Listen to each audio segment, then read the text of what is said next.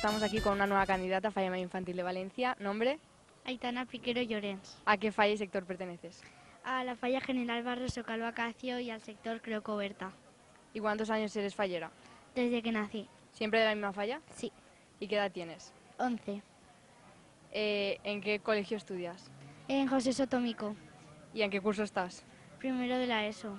Cuando escuchaste tu nombre en la fonteta, ¿cómo te sentiste? Pues muy emocionada, muy alegre y pues eso. ¿Y cómo lo celebraste? Pues me fui luego a la falla a pasar ahí la noche, bueno, lo que quedaba de noche hasta las 2 de la mañana o así. ¿Y ahora cómo te sientes?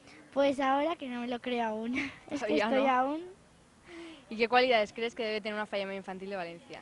pues tiene que ser educada, tiene que saber estar y tiene que estar siempre muy alegre y tiene que ser muy humilde y muy simpática con la gente. ¿Y tú por qué crees que deberías de serlo?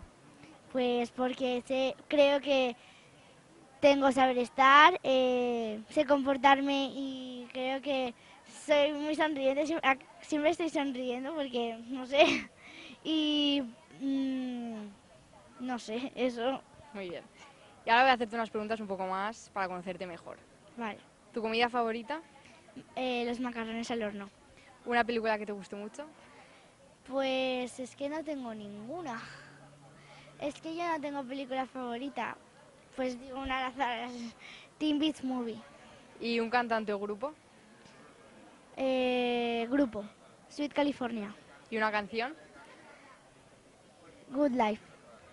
¿Playa o montaña? Las dos cosas. Aunque nunca he ido a una montaña, pero me hace ilusión ir.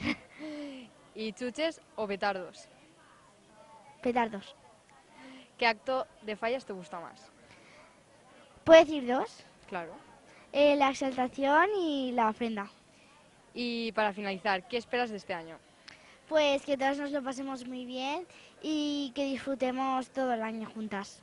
Bueno, pues muchas gracias, enhorabuena y suerte para la llamada del día de ayer. Gracias. A ti.